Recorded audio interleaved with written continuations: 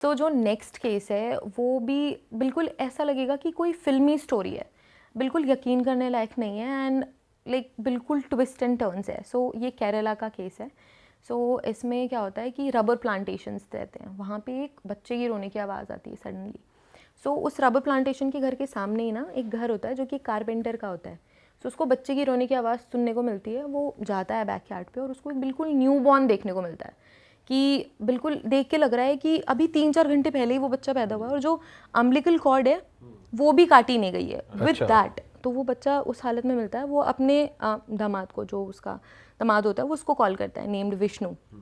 वो आता है, वो भी देख के शॉक हो जाता है। अब ये क्या करते हैं, बीइंग अ गुड सिटीजन्स, ये हॉस्पिटल बच्चे को लेके जाते हैं एंड पुलिस कंप्लेन कर देते हैं। पुलिस आती है, अपनी जो इनिशियल इन्वेस्टिगेशन है वो शुरू करती है, कोशिश करती है कि ये पता चले कि किसका बच्चा है। सो ये इन्वेस्टिगेशंस चल रही है और इस बच्चे की हालत बहुत ख़राब हो रही है इधर, क्योंकि न्यू बॉर्न था, ऐसे प्लेस पे था कि उसको बस ऐसे ही रबर प्लांटेशन में फेंक के चला गया है कोई।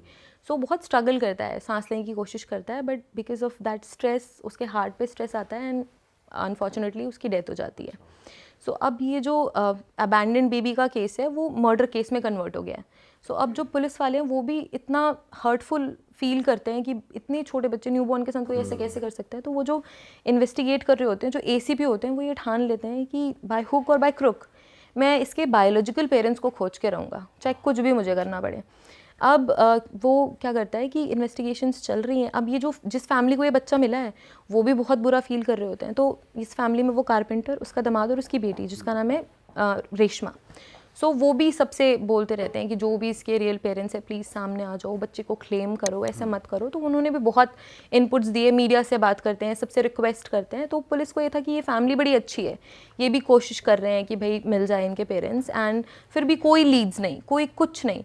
बट ये जो एसीपी थे वो बहुत रेस्टलेस थे। उन्होंने सोचा कि, और कोई भी पुलिस वालों ने ऐसा कदम किसी केस को सॉल्व करने के लिए आज तक नहीं उठाया। उन्होंने बोला कि ये जो बच्चा है वो न्यूबॉर्न है, 4 to 5 आवर्स हार्डली वे होंगे, तो मैं पूरे गांव की औरतों का डीएनए टेस्ट करवाऊंगा, सबका डीएनए टेस्ट करवाऊंगा। और जो डीएनए टेस्ट होता है ना, बहुत क्विक नहीं होता और बहुत चीप नहीं होता, बहुत टाइम लगता है और बहुत पैसे भी लगते हैं गवर्नमेंट के डीएनए एग्जामिनेशंस के लिए। तो आप ऐसे नहीं बोल सकते कि गाँव की औरतों का डीएनए टेस्ट होगा तो वो हो जाएगा।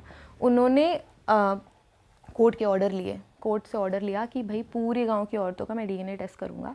सैम्पल्स लिए जाने लगे। अब कई फैमिली वाले, हमारे घर की औरतें क्यों देंगी सैम्पल्स, वो नहीं देंगी, बट फिर भी फोर्स ऐसा था, उनको फोर्स करा गया कि नहीं, अगर आप गलत नहीं हो तो डीएनए सैंपल देने में कोई प्रॉब्लम नहीं है।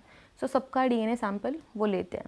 डीएनए सैंपल में क्या क्या, ब्लड लेते हैं या फिर बाल वाल कुछ भी ले सकते हैं। बेसिकली जो एक सेल कंटेन करता है, हमारी बॉडी का एक भी सेल कंप्लीट डीएनए फिंगरप्रिंटिंग दे सकता है। मतलब it's like a recipe of your body, कि आपके एक सेल से भी पूरा डीएनए, पूरी इंफॉर्मेशन मिल जाती है। सो ब्लड भी हो सकता है ना, स्किन भी हो सकती है, हेयर सैंपल्स भी हो सकते हैं, सलाइवा भी हो सकता है, बकल चीक सेल्स, है ना, कोविड के टाइम पे हम टेस्ट करते थे वैसा भी होता है। सो डीएनए सैंपल्स ले लेते हैं।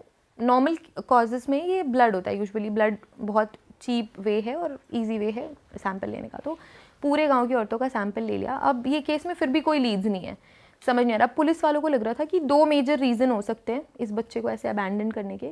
या तो ये अनवांटेड चाइल्ड था तो इस वजह से उसको अबैंडन कर दिया। दूसरा, बच्चा चोरी का भी केस हो सकता है, क्योंकि वो एक मेल चाइल्ड था। अभी भी इंडियन सोसाइटीज़ में ऐसा होता है कि मेल चाइल्ड चाहिए, अगर खुद को लड़का नहीं हो रहा है तो वो किसी और का बच्चा चुरा लेंगे। सो ये भी हो सकता है, पहले तो बच्चा चुरा लिया, फिर डर गए तो फेंक के चले गए। सो पुलिस इसी ही वे में इन्वेस्टिगेट कर रही थी। बहुत टाइम लग गया डीएनए रिपोर्ट आने में। गांव वाले तो भूल भी गए थे कि ऐसा कुछ केस भी हुआ था, बट फिर कुछ महीनों के बाद ना डीएनए रिपोर्ट आती है, और वो डीएनए रिपोर्ट ऐसी कि पुलिस देख के शॉक, उनको यकीन नहीं हो रहा है। वो बार बार रिपोर्ट देख रहे हैं, कंफर्म कर रहे हैं, बट उनको यकीन नहीं हो रहा है कि जो उन्होंने देख लिया क्या वो सच है। वो वापस से कंफर्म करते हैं, वो ये सोच रहे हैं कि ज़रूर कोई गड़बड़ हुई है, डीएनए रिपोर्ट सही नहीं है। उन्होंने कंफर्म किया, सेम रिपोर्ट आई। अब जो मैंने बताया ना कि जहाँ बच्चा मिलता है, जो फैमिली मेंबर गिरीशमा जो लड़की थी जिसके फादर को वो बच्चा मिला था, उससे मैच हो गया।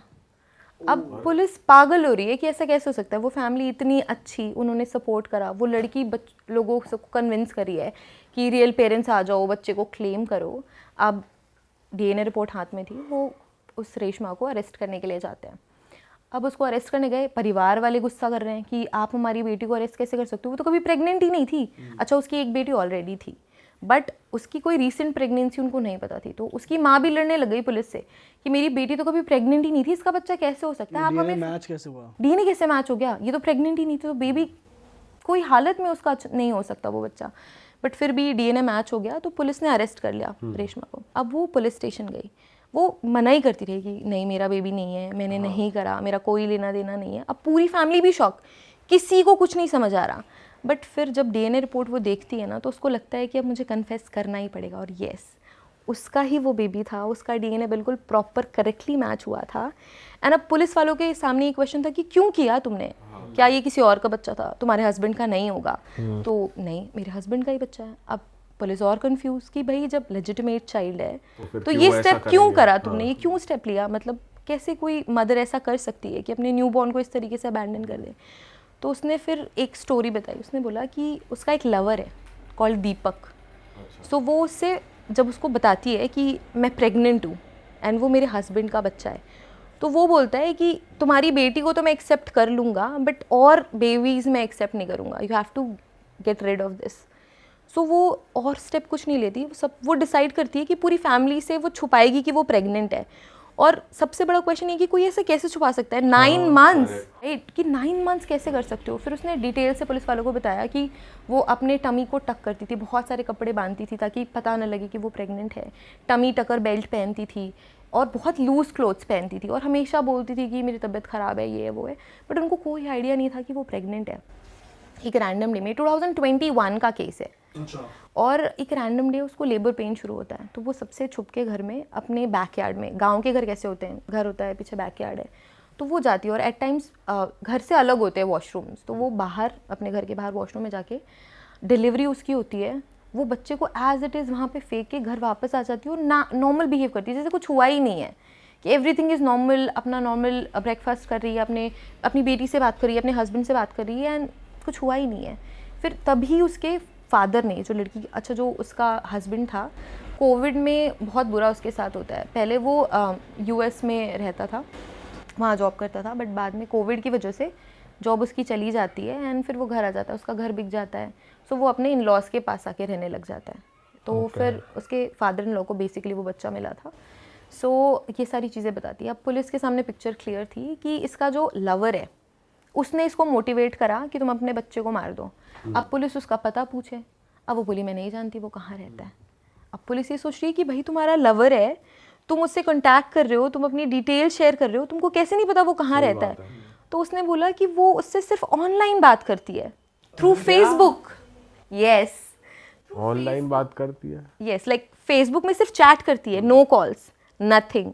उसको ये भी नहीं पता है कि वो पर्सन कौन है। एंड वो इतनी पागल हो गई उसके प्यार में कि उसने डिसाइड करा कि वो अपनी न्यू लाइफ उसके साथ शुरू करेगी। और उसने भी बोला कि हाँ हम शादी करेंगे, हम न्यू लाइफ शुरू करेंगे, मैं तुम्हारी बेटी को भी एक्सेप्ट करूँगा, तुमको भी एक्सेप्ट करूँगा, बट उसको और नया बच्चा नहीं चाहिए था। तो इस वजह से तो इसमें हस्बैंड बिल्कुल इन्वॉल्व नहीं था कि नहीं, उसको कोई आइडिया अगर नहीं 9 था। महीने तक वो प्रेग्नेंट थे तो हस्बैंड को तो मालूम पड़ता है, एग्जैक्टली, ऑफ कोर्स। तो वो हमेशा बहाना बनाती थी कि मेरी तबीयत ठीक नहीं है। फिर कभी ऐसा हो गया कि हस्बैंड वाइफ को इंटीमेट होना है तो वो हमेशा ये बोलती थी कि मेरी तबीयत ठीक नहीं है, I am on my periods, तो ये नहीं हो सकता। वो हमेशा बहाना बनाती थी। उसका हस्बैंड बहुत सीधा था, तो ही वाज लाइक कि ठीक है, तुमको ठीक नहीं लग रहा, कोई बात नहीं, टेक रेस्ट, अपना ध्यान रखो। बहुत सपोर्टिव था। और इनकी लव मैरिज थी। The biggest thing here is कि इन्होंने लव मैरिज करी थी एंड उसके बाद भी उसको किसी और से प्यार हो गया। अब पुलिस वालों ने सोचा ठीक है, जो भी दीपक है इसको तो पकड़ना पड़ेगा। ऑनलाइन सर्चेस शुरू हुई और इतने सारे दीपक नाम की प्रोफाइल, समझ ही नहीं आ रहा कि वो कौन सा दीपक है। और इस रेशमा ने 20 फेक फेसबुक अकाउंट्स बनाए थे ताकि उसको, उसके हस्बैंड को पता ना चले कि वो किसी और लड़के से बात कर रही है फेसबुक के थ्रू। और ये सब ना कोविड में स्टार्ट हुआ। ये रेशमा ने कभी ऑनलाइन कुछ प्रोफाइल नहीं बनाई थी और इसके पास एंड्रॉयड फ़ोन भी नहीं था। वो कीपैड फ़ोन्स होते हैं ना, वो पहले वो यूज़ करती थी, बट कोविड में सब घर में थे, एंड्रॉयड फ़ोन इसके लाइफ में आया, इसने फेसबुक डिस्कवर करा और शी वॉज जस्ट ऑब्सेस्ड कि फेसबुक, ऑनलाइन स्पेस। और फिर वो फेसबुक प्रोफाइल बनाती है एंड देन उसका बातचीत इस दीपक से शुरू होता है एंड बहुत चैट करती है। उसके हस्बैंड को लगता है कि अपने फ्रेंड से बात करती रहती है। कभी कभी लड़ाई भी होती थी कि तुम पूरे टाइम ऑनलाइन हो, क्या कर रहे हो, तो कहती थी मैं फ्रेंड से बात कर रही हूँ। अच्छा, इनकी लव स्टोरी मैं बताती हूँ, इनकी लव मैरिज जो हुई थी। तो ये जो रेशमा थी, उसके 2 फ्रेंड थे, आर्या और गिरीशमा। तो बचपन से फ्रेंड्स, अब वो बहुत उनके घर आती जाती थी। तो ये जो आर्या और रेशमा है ना, तो इसके घर में था ये विष्णु, मतलब आई थिंक आर्या का देवर था और रेशमा ग्रीष्मा का मामा लगता था। तो रेशमा फर्स्ट टाइम उससे वहीं मिलती है विष्णु से, and they fail in love. फिर उनकी शादी हो जाती है। घर वालों को कुछ खास पसंद नहीं आता ये रिश्ता, बट बच्चे की खुशी के लिए कर देते हैं। अब हैप्पी फैमिली, एक बेटी होती है, सब कुछ परफेक्ट था। बट कोविड में फिर सारा डिस्टर्ब हो जाता है। तो उसके बाद फिर क्या कहते हैं, ये जो दीपक नाम की प्रोफाइल थी, अब इसके बारे में सर्च कर ही रही थी पुलिस। एक शॉकिंग चीज़ उनको ये पता लगती है कि ये जो दीपक नाम की प्रोफाइल है, ये जो सिम पे बनी है, उसमें आर्या का नाम आ रहा है। वो फ्रेंड उसकी, जो उनकी बचपन की फ्रेंड थी, जिसकी वजह से वो अपने हस्बैंड से मिली, शादी करी। तो आर्या, अब पुलिस और कंफ्यूज, इतना ट्विस्टिंग केस था। अब ये पुलिस सोच रही है कि आर्या की सिम क्यों है ये, क्या ये दीपक को जानती है या फिर आर्या की वजह से ये दीपक से मिली, फेक प्रोफाइल है। सो अब पुलिस फिर इन्वेस्टिगेट करी है। तो उसने सिर्फ समन करा आर्या को बोला कि तुम आओ। उनको सिर्फ क्वेश्चनिंग करनी थी। पुलिस क्लूलेस थी कि क्या हो रहा है, सब कुछ कॉम्प्लिकेटेड था। ऑनलाइन प्रोफाइल नहीं मिल रही है, डिलीटेड चैट्स रिकवर कर रही थी पुलिस, बट कुछ समझ नहीं आ रहा था। आर्या को समन किया तो आर्या घर से निकली, उसका फ़ोन ऑफ आर्या का। अब उसको ट्रैक ही नहीं कर रहे आर्या और एक जो फ्रेंड ग्रीष्मा थी, ये दोनों सेम टाइम पे गायब हो गए, मिल नहीं रहे, फ़ोन ऑफ है। अब पुलिस और कंफ्यूज की, अब ये क्या मामला है भाई। इनको हमने समन किया कि भाई ये थोड़ी हेल्प करेंगे हमारी केस सॉल्व करने में, ये खुद ही गायब हो गए। अब फिर इनको खोजने के लिए पुलिस ने टीम लगाई। एक सीसीटीवी में कैप्चर हो जाते हैं कि वो एक दोनों साथ में, लाइक कि जैसे नींद में चलते हैं ना लोग, बिल्कुल ऐसे स्टोन्ड होके चले जा रहे हैं सीसीटीवी से। तो एक नदी भी पड़ती थी वहाँ पे। वो इस सीसीटीवी कैमरा से गए, ना तो वापस आए, ना तो आगे की साइड गए, अब बीच में रिवर। अब उनको लग रहा है ये गई कहाँ लड़कियाँ। सो फिर उनको ये लग रहा था कि हो सकता है दीपक से मिलने गए होंगे। उन्होंने इनको धक्का दे दिया, पानी में धक्का दे दिया, एंड इनको भी रास्ते से हटा दिया ताकि पुलिस उसको ना पकड़े, दीपक को ना पकड़े।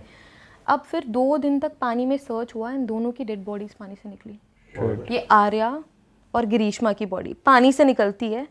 अब पुलिस को कौन बताएगा कि ये दीपक की जो प्रोफाइल है वो क्यों है आर्या के सिम पे।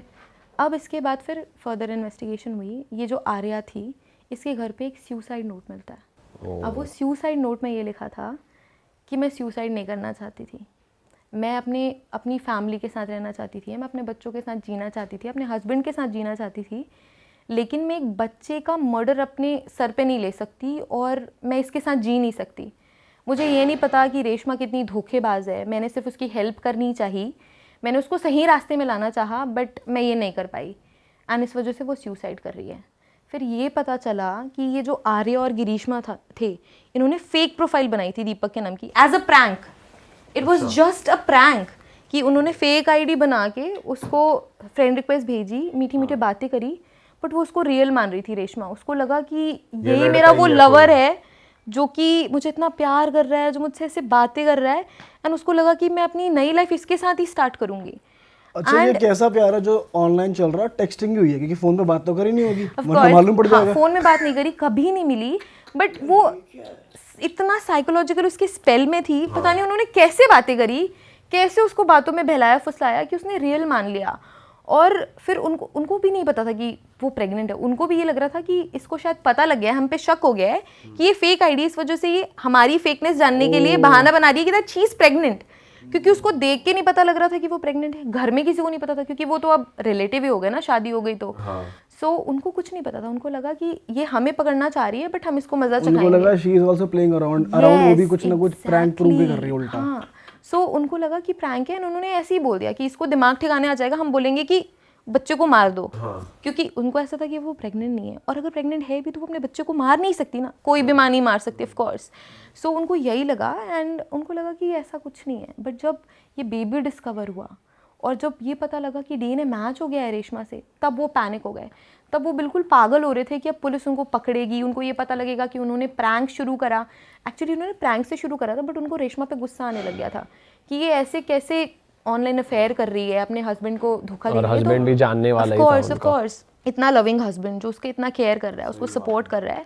सो उनको ऐसा लगा कि हम ऐसे कुछ बड़ी चीज़ बोलेंगे कि अपने बच्चों को मार दो, तो उसको रियलाइज़ हो जाएगा, ओह शिट मैं क्या कर रही हूँ, मुझे अपनी फैमिली पे ध्यान देना चाहिए मुझे। बट उसको ऐसा नहीं हुआ, एंड उसको ये पता ही नहीं था कि इट्स ऑल अ प्रैंक। वो जेल में है, फिर पुलिस वाले ने उसको बताया तो वो यकीन ही नहीं कर पा रही है कि ये प्रैंक है, बट दिस एक्चुअली हैपेंड। फिर उसको सज़ा हुई, अभी उसको लाइफ इम्प्रिजनमेंट की सज़ा है, वो अपनी जेल पे सज़ा काट रही है, एंड ऑफ कोर्स एक न्यूबॉर्न लाइफ चली गई बिकॉज ऑफ दैट। भाई साहब यार ये क्या नेक्स्ट लेवल। प्रैंक की वजह से अनरियल है बिल्कुल। मैंने वही बोला ना कि ये ऐसी स्टोरी है जो ऐसे लगेगी कि कोई मूवी है, कोई मूवी की ये हाँ स्टोरी है, ये कोई अनरियल है। फिक्शनल स्टोरी लग रही है, course, कोई but- क्राइम पेट्रोल का केस लग रहा है, इस टाइप से कोई वेब But सीरीज की no- story no sort of fiction है। at all। ये एक्चुअल में रियल में हुआ है, 2021 का केस है। बाप रे भाई, कोई कैसे इन्फ्लुएंस हो सकता है सही इतना और ज्यादा, कभी वो ना भी मिली चैट या से। तो देखा होता है वीडियो कॉल पे बात तो हुई एक ये भी मतलब न्यूज़ में ये था कि वो कई बार उससे मिलने भी गई है, मतलब बीच में गई थी और उसके हस्बैंड को शक भी हुआ था, बट वो मिल नहीं पाई।